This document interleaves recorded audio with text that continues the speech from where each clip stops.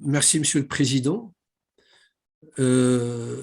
Merci pour cette invitation à participer aux journées de la Ligue nationale de lutte contre le diabète.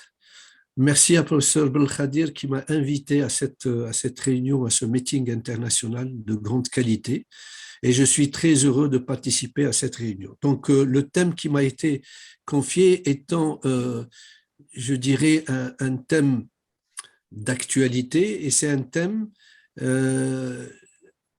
que j'ai essayé de préparer tout en faisant allusion pratiquement à tous les praticiens qui pourraient s'intéresser ou qui pourraient éventuellement, bien sûr, suivre un malade ayant une atteinte rénale. Pourquoi cette question? Justement, pourquoi cette question? Quand adresser le patient chez le néphrologue? C'est tout simplement parce que le rein est la cible de pas mal de pathologies chroniques. Et donc, l'atteinte rénale, dans ces pathologies chroniques, est suivie le plus souvent par d'autres spécialistes, parfois des médecins généralistes, et qu'il arrive un moment où on se pose la question, quand faut-il adresser ce patient chez le néphrologue pour pouvoir, bien sûr, suivre en commun cette atteinte rénale et anticiper sur le risque d'évolution vers l'insuffisance rénale chronique terminale.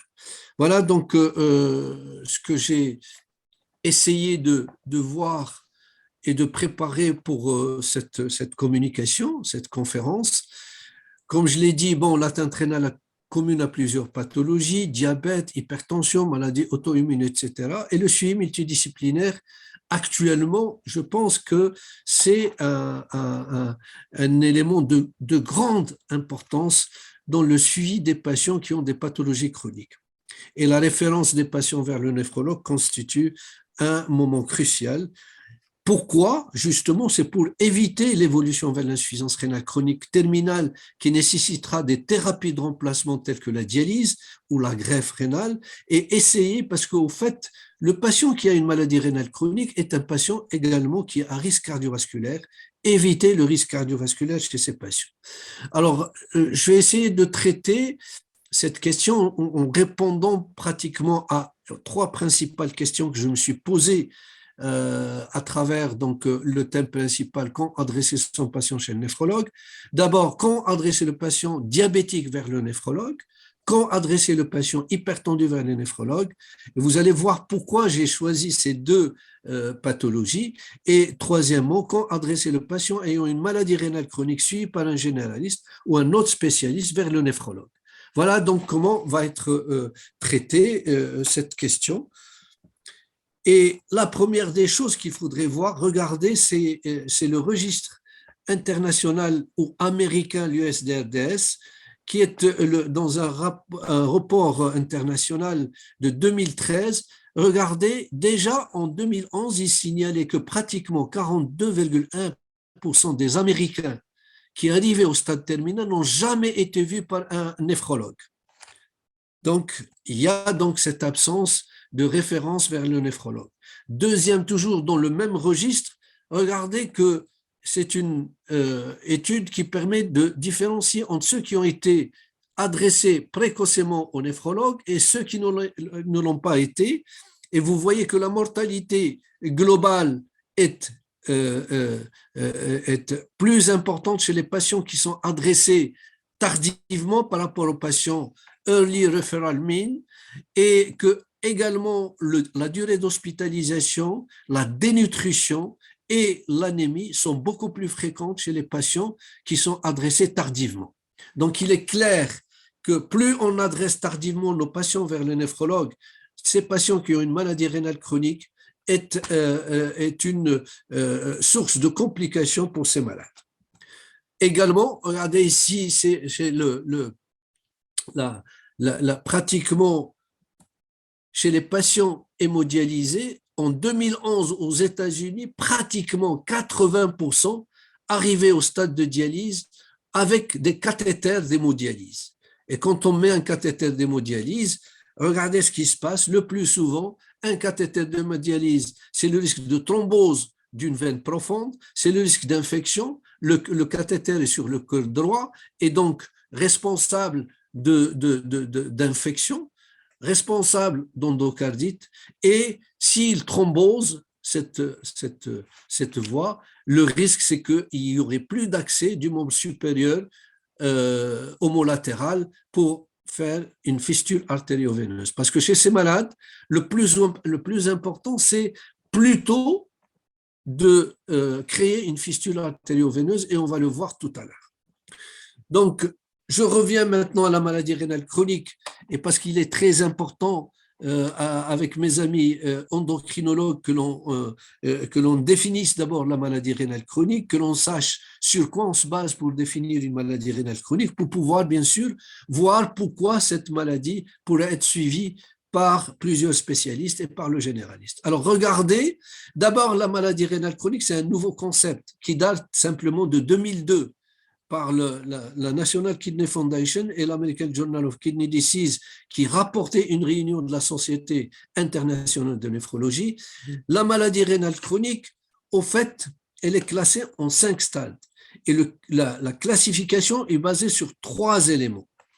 Je vous le montre ici. J'espère que vous voyez donc la flèche. D'abord, elle est basée sur l'existence ou non de facteurs de maladie rénale chronique ou de marqueurs de la maladie rénale chronique. Il est basé sur l'évaluation du DFG, car la créatinine ne reflète jamais de façon correcte la fonction rénale. Et il faut toujours, pour évaluer la fonction rénale, avoir le DFG ou le débit de filtration glomérulaire. Donc, la maladie rénale chronique se définit sur 3 critères: l'existence de marqueurs de la maladie rénale chronique, le DFG au lieu de la créatinine plasmatique, et enfin, bien sûr, le délai. Parce que pour parler de chronicité, il faut qu'il y ait un délai au-delà de 3 mois pour éviter de mettre dans le même panier les insuffisances rénales aiguës. Donc, regardez, l'intérêt de la maladie rénale chronique, c'est un intérêt surtout préventif. Regardez le stade 1 et le stade 1, on a pratiquement, le stade 1 et le stade 2, on a pratiquement un DFG normal d'ici, entre 90 et 120 millilitres par minute et par 1,73 mètres carrés. Et on peut déjà parler de maladie rénale chronique s'il y a des lésions rénales, c'est-à-dire s'il y a des marqueurs de la maladie rénale chronique. Entre 60 et 90, on est au stade 2, et là, on a besoin également de marqueurs de la maladie rénale chronique. Donc, ce qui a été lancé à travers cette stadification comme défi, c'est de permettre aux différents médecins, qu'ils soient généralistes, néphrologues et autres, de diagnostiquer la maladie rénale chronique à un stade précoce, car la lésion commence ici, au stade 1 et 2, et que au-delà, à moins de 60 millilitres par minute, on est déjà dans l'insuffisance rénale chronique. Et c'est ça le concept de la maladie rénale chronique. C'est qu'il y a une différence entre l'insuffisance rénale chronique et la maladie rénale chronique. La maladie rénale chronique ou la lésion rénale chronique peut commencer à un stade très précoce avec un DG déjà normal. Mais s'il existe des facteurs ou des marqueurs de la maladie rénale chronique, plus de 3 mois, on est dans la maladie rénale chronique. Alors que l'insuffisance rénale chronique n'est qu'une étape. Et vous voyez que si on veut éviter l'arrivée vers 60 millilitres par minute, il faut diagnostiquer les patients à ce stade et essayer de les traiter afin d'éviter l'évolution vers le stade terminal. Alors, les marqueurs de la maladie rénale chronique, quels sont ces marqueurs qui, lorsqu'il existe plus de 3 mois, témoignent que notre patient porteur de maladie rénale chronique, c'est surtout l'albuminurie, que ce soit la micro ou la macroalbuminurie. La micro, c'est entre 30 et 300 mg par 24, au-delà de 300, c'est une macroalbuminurie. Et puis une hématurie, l'existence d'une hématurie au-delà de 10 000 hématies par millilitre d'une, une leucocyturie, et quelle que soit l'anomalie radiologique, lorsqu'elle existe au niveau du rat, est un marqueur de la maladie rénale chronique lorsqu'elle dépasse 3 mois. Et enfin, bien sûr, toute étude histologique montrant une atteinte rénale, c'est un marqueur de la maladie rénale chronique. Donc, comme je l'ai dit, la lésion rénale commence assez tôt, elle peut commencer même à fonction rénale normale, à un DFG normal, et c'est le DFG que l'on devrait utiliser, et qu'il faudrait essayer de faire le diagnostic au stade 1, au stade 2, Alors, vous me dites comment on va le faire pour évaluer le DFG. Je vous l'ai dit, la créatinine n'est pas un bon reflet de la fonction rénale. Il faut évaluer le DFG. Le DFG, on l'évalue soit par le biais d'une clearance de la créatinine mesurée, c'est-à-dire c'est des urines de 24 heures, soit grâce aux mathématiciens ou aux matheux, comme vous voulez, c'est grâce à des formules qui sont là et qui nous permettent donc d'évaluer ce que l'on appelle le DFG estimé, et vous avez la formule de MDRD, la formule de CKD-AP. Ça, impossible de calculer ces formules. Il faut juste rentrer dans le site et vous donner l'âge de votre patient, vous donnez donc sa créatinine, il vous donnera son DFG. Donc, la maladie rénale chronique est basée sur l'évaluation de la fonction rénale, pas par la créatinine, par le DFG. Le DFG estimé grâce à ces formules, on a un DFG approximatif qui va nous dire que si notre malade est déjà très avancé ou il est au début de la maladie rénale chronique. Alors, heureusement, le Maroc est l'un des rares pays, des pays en voie de développement, qui a fait une étude de prévalence de la maladie rénale chronique dans la population générale. Grâce à l'étude Maremar, qui a été faite en collaboration avec la Société internationale de néphrologie, avec l'Organisation mondiale de santé, le ministère de la Santé, que nous avons réalisé dans la population générale au niveau de 2 villes marocaines, El Jadida et Khmissat, une à tendance agricole, l'autre à tendance industrielle, et regardez ce qu'on a trouvé de prévalence de la maladie rénale chronique dans la population générale. La prévalence de la maladie rénale chronique est de 8,5%. Le total corrigé est de 2,9%. 8,5%, c'est particulièrement une maladie des sujets âgés. Et l'insuffisance rénale chronique, quant à elle, qui est au stade 3 de la maladie rénale chronique, elle est le total corrigé ou la prévalence de l'insuffisance rénale est estimée à 1,6%. Ce qui nous donne des valeurs assez importantes et ce qui explique pourquoi il est pratiquement indispensable que d'autres spécialistes s'intéressent à la maladie rénale chronique. Quand on voit les étiologies de la maladie rénale chronique dans l'étude Maremar, 2 étiologies arrivent en premier, le diabète, l'hypertension artérielle. Donc, il faut absolument aller rapidement vers chez le diabétique et l'hypertension pour voir quand est-ce qu'on pourrait adresser nos patients chez le diabétique. Je passe sur cette diapo. Alors, et je commence tout de suite après avoir vu donc la maladie rénale chronique et son concept nouveau, quand adresser le patient diabétique chez le néphrologue. Alors, il est clair, et je vous les donne tout de suite, les éléments sur lesquels il faut adresser le patient. D'abord, est-ce que faut-il toujours adresser un patient ayant une microalbuminurie chez le néphrologue, quel que soit le type de diabète? Là, on va le voir tout de suite, ce n'est pas toujours évident. Par contre, une macroalbuminurie, absolument adresser votre patient au néphrologue pour voir s'il s'agit d'une néphropathie diabétique ou d'une autre néphropathie glomérulaire pour indiquer ou non une biopsie, et en présence d'une insuffisance rénale.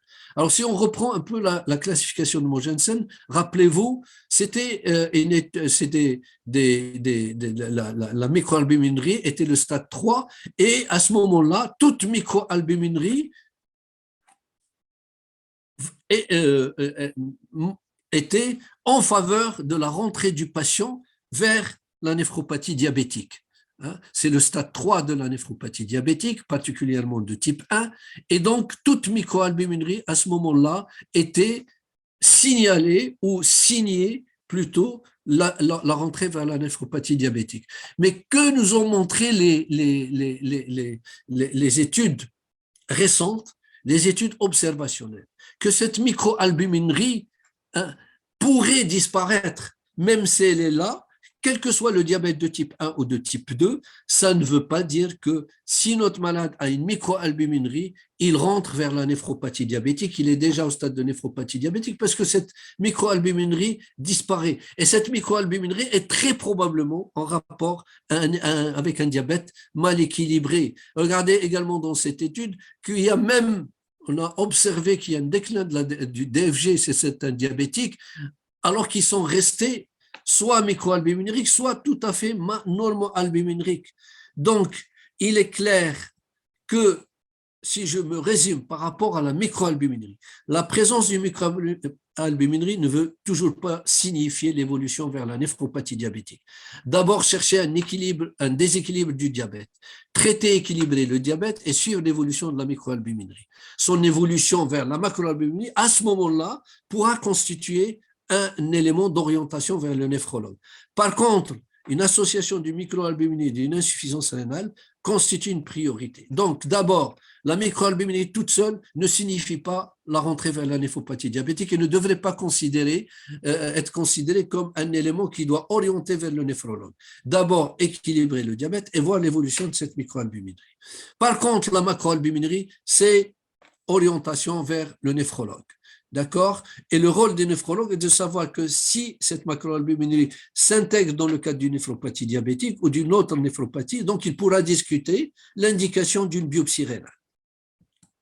Alors là, c'est les recommandations internationales CADIGO, et regardez que lorsque coexiste une maladie rénale chronique, quel que soit son stade, et qu'il y a une albuminurie, il faut référer le patient traitant. Donc, macroalbuminurie égale orientation vers le néphrologue. Alors, en ce qui concerne l'indication de la ponction biopsie rénale, donc on a vu la micro ne signifie pas toujours l'évolution vers la néphropathie diabétique. La macroalbuminurie, par contre, oui, orientation vers le néphrologue. Par contre, est-ce qu'il y a une indication particulière chez le diabétique à faire une ponction biopsie rénale en présence d'une macroalbuminurie? Oui, lorsqu'elle est d'apparition récente et d'aggravation vers un syndrome néphrotique. Lorsque le syndrome néphrotique est impur et surtout avec une hématurie et des cylindres hématiques, le syndrome GNA ou de glomérulonéphrite rapidement progressive, lorsque l'insuffisance rénale est rapidement progressive. Voilà donc chez le diabétique les éléments sur lesquels on se base pour orienter vers le néphrologue. Chez l'hypertendu, il est clair qu'un âge inférieur à 40 ans, lorsque apparaît une hypertension artérielle, il faut orienter vers le néphrologue parce que les causes les plus fréquentes, il y a une atteinte rénale glomérulaire. Et le néphrologue doit être sollicité en cas d'âge inférieur à 40 ans. L'hypertendu, lorsqu'il s'associe chez lui une insuffisance rénale, il doit être orienté vers le néphrologue, la présence d'une hypertension du macroalbuminurie. Et enfin, vous savez que toutes les études actuellement qui se font, et vous avez remarqué qu'on compare le plus souvent un traitement conventionnel à un traitement intensif. Et moi, en tant que néphrologue, je sollicite les cardiologues pour qu'une discussion soit faite avec le néphrologue avant d'instaurer un traitement intensif. Pourquoi? Parce que d'abord, regardez la prévalence des protéinuries dans les maladies glomérulaires. Elle est importante. Et effectivement, l'hypertension également est importante chez ces patients. Et donc, toute protéinurie ou macroalbuminurie chez un hypertendu, il faut orienter vers le néphrologue pour pouvoir voir s'il faut biopsier ou pas ce malade. Pour le traitement, alors que je disais tout à l'heure, tous les traitements intensifs, s'il y a possibilité d'adresser nos patients ou que les cardiologues adressent les patients pour discuter justement l'intensification, elle est, je pense, un élément important. Rappelons les recommandations. Il faut augmenter progressivement de façon, disons, par palier, le traitement. Commencer par un IECA, un ARA2 auquel on peut ajouter un antagoniste calcique avec un seul médicament, faire rentrer les diurétiques dans une deuxième étape. Troisième étape, parlant d'hypertension résistante, on fait rentrer soit les spironolactons, soit les bêta-bloquants éventuellement. Mais vous voyez que plus on va vers des traitements intensifs, plus le risque d'atteinte rénale est important. Et je prends comme exemple l'étude SPRINT. L'étude SPRINT qui a essayé de voir l'objectif tensionnel chez les patients à très haut risque cardiovasculaire. Et lorsqu'il y avait un traitement intensif, regardez ce qu'on a, c'est que souvent, ce sont des malades qui ont développé une insuffisance rénale aiguë. Donc, chez nos amis cardiologues, il faudrait absolument qu'ils sachent que lorsqu'ils voudraient faire un traitement intensif, ils doivent faire attention à l'insuffisance rénale aiguë et adresser leur patient chez le néphrologue. Le patient ayant une maladie rénale chronique, il est clair, c'est une question paradoxale parce qu'on peut se demander pourquoi adresser un patient qui a une maladie rénale chronique chez le néphrologue, alors qu'il devrait être suivi par un néphrologue. Or, là, on assiste quand même que des malades qui ont une maladie rénale chronique soient suivis par d'autres spécialistes. Alors, d'abord, dans les cas d'IGO, les recommandations internationales, regardez, et là, ce qu'ils rapportent est intéressant, c'est que simplement, même à des stades évolués, 1,6% de malades qui avaient une macroalbuminurie, qui avaient une maladie rénale chronique, étaient adressés vers le néphrologue aux États-Unis. Donc, il est clair qu'on continue à ne pas adresser de façon précoce ces malades. Alors, deuxième élément important, c'est que chez le patient qui a une maladie rénale chronique, il faut savoir qu'il y a des facteurs qu'il faudrait absolument rechercher avant toute aggravation inexpliquée de l'insuffisance rénale, car leur correction permet de stabiliser la fonction rénale. Il faudrait savoir que le malade qui a une maladie rénale chronique peut acutiser vers une insuffisance rénale aiguë. Et là, quels sont les éléments qui peuvent faire évoluer vers cette acutisation? La déshydratation, lorsqu'on utilise les diurétiques, les vomissements et les diarrhées, certains médicaments, les anti-inflammatoires non stéroïdiens, toutes les causes d'obstacles, l'adénome de prostate, les produits de contraste iodé, les médicaments néphrotoxiques et enfin les infections. Donc, toujours rechercher ces facteurs lorsque vous avez une aggravation d'une insuffisance rénale aiguë. Et bien sûr, regardez ce diagramme, plus le patient fait qui a une maladie rénale chronique qui est suivie, qui fait une insuffisance rénale aiguë, ce malade est à risque cardiovasculaire très élevé. Donc, évitons l'acutisation aiguë en recherchant ces causes que je viens de citer tout à l'heure. Alors, en conclusion et très rapidement, si je me résume, quels sont les éléments que lorsqu'on les a, il faut absolument adresser le patient vers le néphrologue. S'il vous plaît, d'abord, je ne l'ai pas noté ici, mais il faudrait le noter, lorsque vous diagnostiquez une maladie rénale chronique chez un patient, il faut absolument au tout début l'adresser au néphrologue pour qu'il cherche la cause. Mais dès qu'il y a un DFG inférieur à 30 ml par minute par 1,73 mètre carré, c'est-à-dire au stade 4, et 5, il faudrait adresser ce patient au néphrologue. Lorsque la protéinurie ou la macroalbuminurie est là, lorsque vous avez un déclin rapide, comme je l'ai dit tout à l'heure, tout de suite avant, le malade qui a une maladie rénale chronique peut acutiser vers une insuffisance rénale aiguë. Lorsque vous avez également une baisse du DFG au-delà de 30% en 4 mois sans explication évidente, une hypercalémie qui résiste au traitement, une hypertension résistante au traitement et un doute sur l'étiologie de la néphropathie et un âge inférieur à 18 ans. Voilà donc en résumé ce que j'avais à dire concernant quand est-ce qu'il faut adresser son patient au néphrologue, et j'espère que j'ai répondu à cette question et que c'est un peu clair peut-être maintenant dans vos esprits. Merci beaucoup, et encore une fois, merci pour le professeur Belkhadir pour son invitation à ce meeting international de grande qualité.